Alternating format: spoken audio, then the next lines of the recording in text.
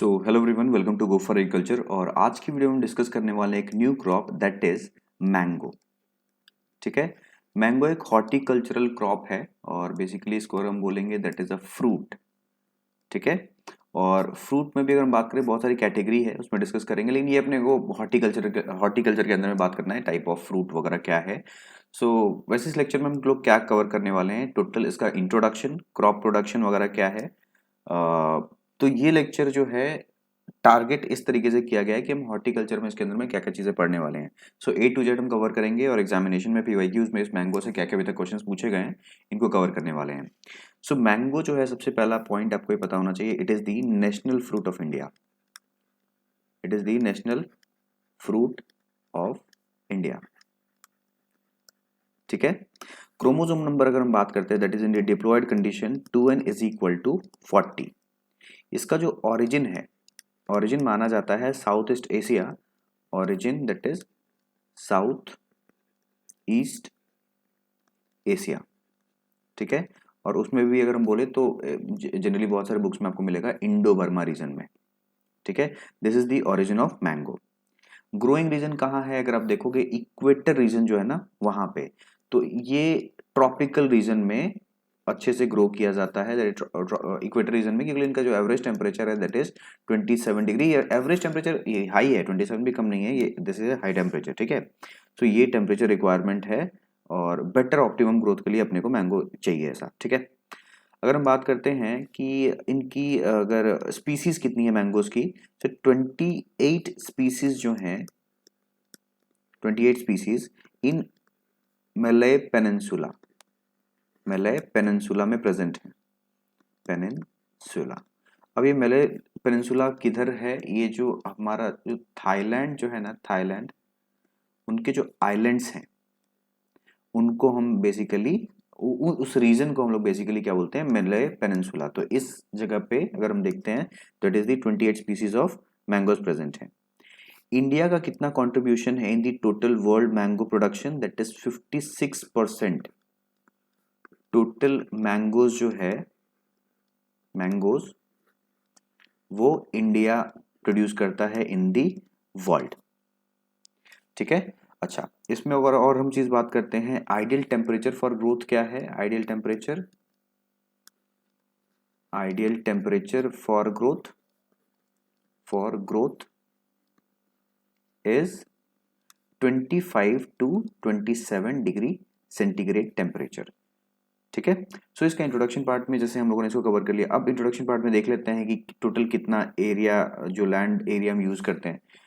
That is 2388,000 hectare land जो है वो यूज होता है for the cultivation of mango in the India. ठीक है। अच्छा, अगर हम बात करते हैं इनके प्रोडक्शन के बारे में, प्रोडक्शन जो है दैट इज, ये लेटेस्ट है 21.12 मिलियन मेट्रिक टन। ठीक है। अच्छा, गुड मैंगो वैरायटी कौन सी है, गुड मैंगो वैरायटी, ये फिर वैरायटीज, चलो हम वैरायटी सेक्शन पढ़ लेंगे। एक अच्छे मैंगो की वैरायटी में अगर हम बात करते हैं दैट इज उसका टीएसएस जो देखा जाता है, टीएसएस किसको बोलते हैं, टोटल सस्पेंडेड सॉलिड। ठीक है, दैट इज टीएसएस। ये एक बेटर अच्छे मैंगो के लिए दैट इज होता है 20। तो ये ध्यान रखना है, TSS for the better mango varieties 20। ठीक है। ओके। एसिडिटी अगर हम बात करते हैं, एसिडिटी फॉर डेजर्ट वैल्यू, आप लोगों ने पढ़ा होगा इसको, दैट इज 0.2 से 0.5%। ठीक है। तो ये इसका हम लोगों ने इंट्रोडक्शन कवर किया है। अब आते हैं इसके क्लाइमेटिक रिक्वायरमेंट पे। Climatic requirement. अच्छा, इस लेक्चर के अंदर मैंने इमेजेस नहीं ऐड करा क्योंकि मुझे पता है मैंगो सभी ने देख रखा है और उसके लीफ वगैरह सभी ने, ये ऐसा बेसिक कॉमन क्रॉप है, तो आप लोगों ने इसको देखा होगा। ठीक है। और मैंगो तो सभी ने खाया भी है, इसके लीव्स को भी देखा है, हम पूजा वगैरह में भी यूज करते हैं इसको। ठीक है। सो क्लाइमेटिक रिक्वायरमेंट में साथ साथ सॉइल रिक्वायरमेंट भी देख लेंगे। तो मिनिमम विंटर टेम्परेचर क्या चाहिए? Minimum winter temperature that is above 5 degree, 5 degree centigrade से ऊपर ही चाहिए। फ्लावरिंग के टाइम पे जब ये चल रहा हो, फ्लावरिंग इनमें, जिनको हम हिंदी में कहते हैं मोजर लगना, ठीक है, फ्लावरिंग ऑफ मैंगो के टाइम पे नो फ्रॉस्ट, फ्रॉस्ट नहीं होना चाहिए, नो हाई ह्यूमिडिटी, ठीक है, ये नहीं होना चाहिए। तो फ्लावरिंग अच्छे से नहीं है। मोजर जो इनके छोटे छोटे जो ये लगते हैं, क्या कहते हैं, फ्लावर यानी बर्ड्स जो लगते हैं, उस टाइम पे ये चीज़ें नहीं होनी चाहिए। अच्छा, नेक्स्ट है हायर टेम्परेचर, हाई टेम्परेचर यानी higher temperature during fruit development and maturity gives improved quality of mango। ठीक है, मतलब हाई टेम्परेचर जब हमारा फ्रूट डेवलपमेंट हो रहा है यानी मेच्योरिटी के टाइम में, ये हमारे वैरायटी जो भी है मैंगो का, इसके क्वालिटी को इनहेंस करेगा।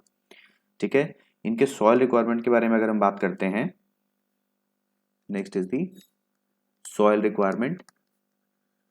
ठीक है, सॉइल रिक्वायरमेंट में है, इनको पहले सॉइल ही टाइप बात कर लेते हैं। तो इनको लैटेराइट टू एलुवियल सॉइल जो है that is suitable for the mango cultivation, pH 6.5 to 7.5। So this is the optimum pH for the growth. अब आते हैं इनके वेराइटीज के ऊपर में। ठीक है, मेन आर दी वेराइटीज।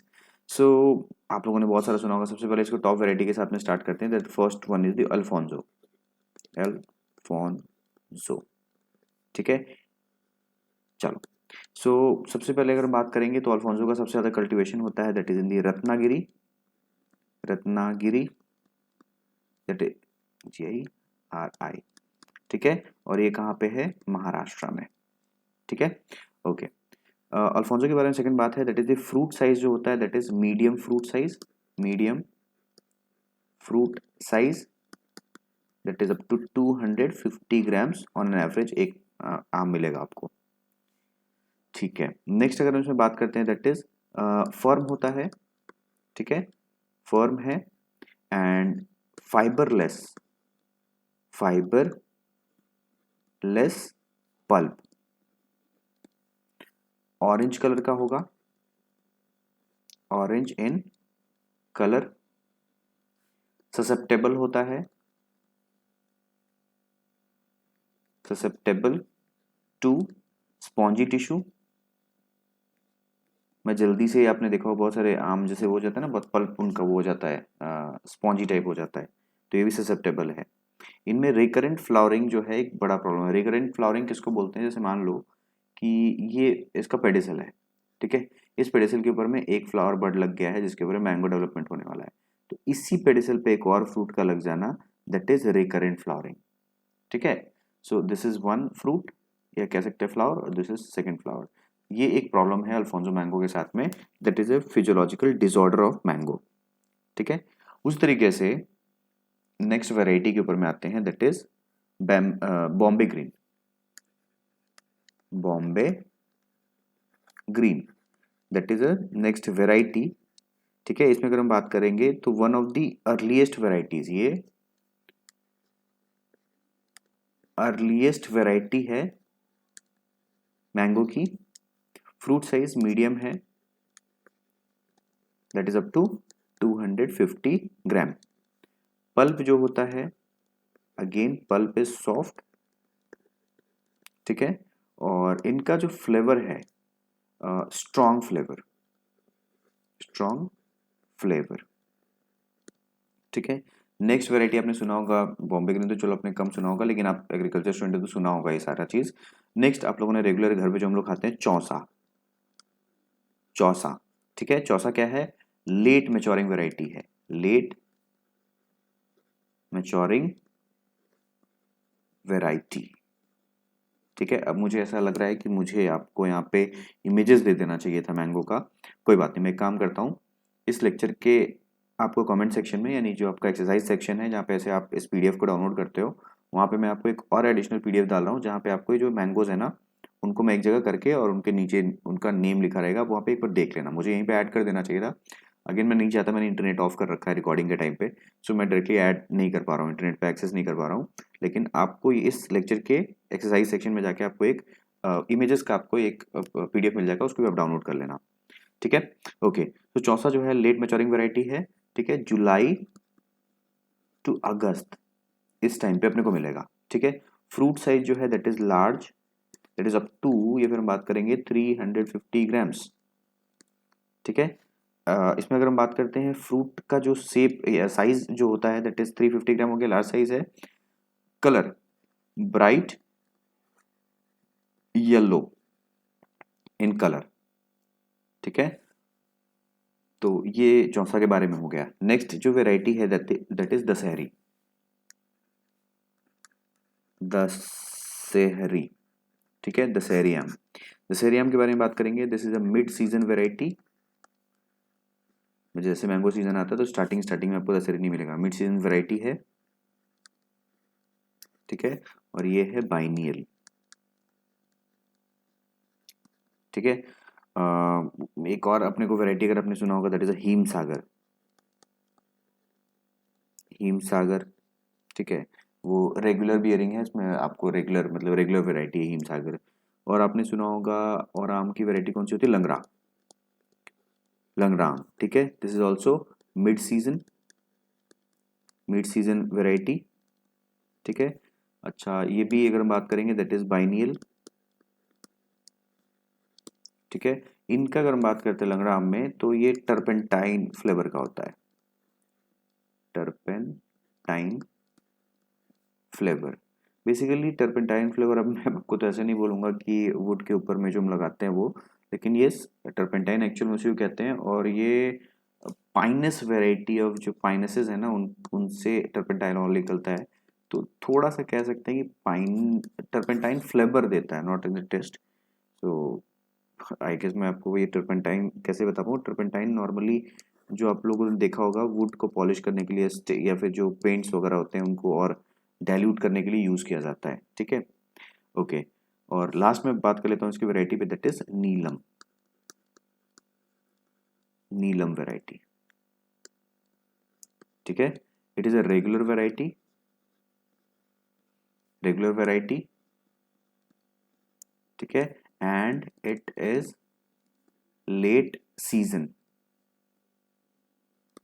ठीक है, फाइबरलेस पल्प, फाइबरलेस पल्प। ठीक है, रेसी नहीं होंगे इस मैंगो के अंदर में। सो इस पर हम लोगों ने बहुत सारी वेराइटीज पे बात कर लिया है। नेक्स्ट जो हम लोग को बात करना चाहिए कुछ हाइब्रिड वेराइटीज के ऊपर में। हाइब्रिड वेराइटीज, ठीक है, जैसे हाइब्रिड वेराइटीज में आपको कुछ याद रखना है, दैट इज मल्लिका, आम्रपाली, पूसा अरुणिमा, अरुणिमा। ठीक है, रत्ना, सिंधु। ठीक है, तो ये अगर हम बात करेंगे जो स्टार्टिंग की 3 वेराइटीज मैंने आपको बोला ना, ये ठीक है, ये डेवलप किया है IARI ने, IARI ने। ठीक है, अब जैसे मल्लिका है इसको बनाया गया है हमारे नीलम और दशहरी के क्रॉस से। आम्रपाली को बनाया गया है दशहरी और नीलम के इससे। तो बोलोगे यहाँ पे वही मेल और फीमेल वाला बात है। ठीक है, ये दिस इज योर मेल, ठीक है, ये फीमेल, फील फ्लावर वगैरह बोलने का मतलब है। ठीक है, चलिए, और जस्ट उल्टा किया गया है यहाँ पे। अच्छा नेक्स्ट अगर हम बात करते हैं इस नेक्स्ट में आम्रपाली के बारे में, सॉरी पूसा अरुणिमा के बारे में, दैट इज आम्रपाली। ठीक है, और ये नॉर्मली सीजनल वेराइटी जो है उसके साथ में। तो अरुणिमा बनाया गया। उसी तरीके से अपने पास में अगर हम बात करते हैं रत्ना के बारे में, तो Ratna is cross of Neelam and Alfonso. ठीक है, तो ये भी आपको चार्ट जो है मिल जाएगा, आप इसको देख लीजिएगा। ठीक है, नेक्स्ट बात करते हैं इसका propagation.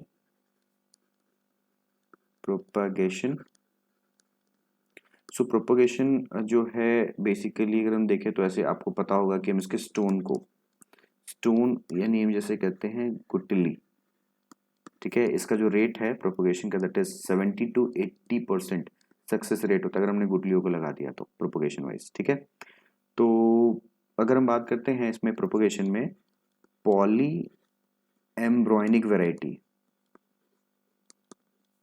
Variety are used for raising root stocks क्या होता है, देखो अगर मैं मान लो ये एक नॉर्मल सा मैंगो का पेड़ देखते हैं, ठीक है, तो ये वाला रूट वाला पार्ट हो गया। ठीक है, तो ये हो गया, ये जमीन है। ठीक है, दिस इज द रूट वाला पार्ट। ठीक है, तो root part along with some shoot, मतलब यहाँ से वाला जो पार्ट है that is called root stock. तो रूट स्टॉक डेवलपमेंट के लिए अगर हम बात करते हैं तो पॉली एम्ब्रॉयनिक वेराइटीज को लिया जाता है। Root stock such as, next बात कर लेते हैं, रूट स्टॉक सच एज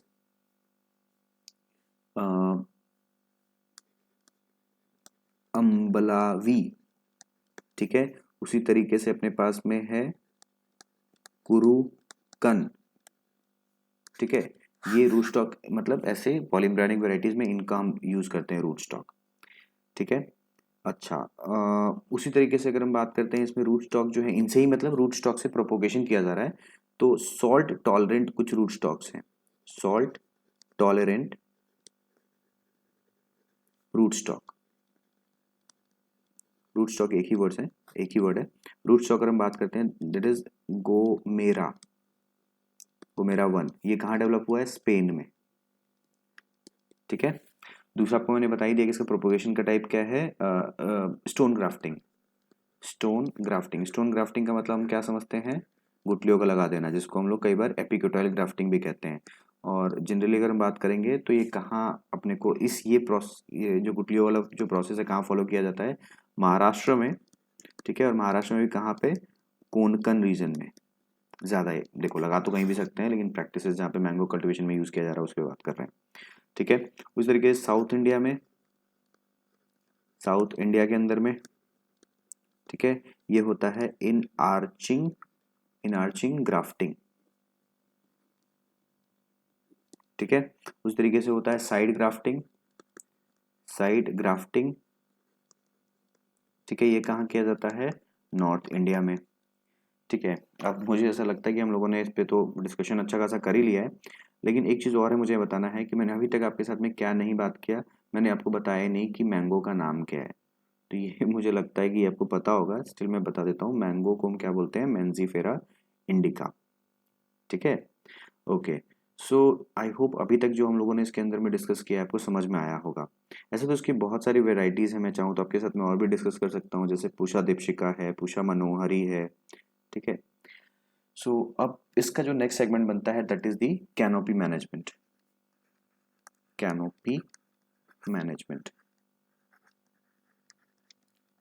ठीक है, सो कैनोपी मतलब क्या होता है, जो लीफी एरिया होता है ना एक पेड़ में। ठीक है, ये ऊपर में ये पेड़ हो गया, ये पूरा जो कवर है दिस इज कॉल्ड, ये जो हम लोगों ने बना रखा है ये दिस इज कॉल्ड कैनोपी।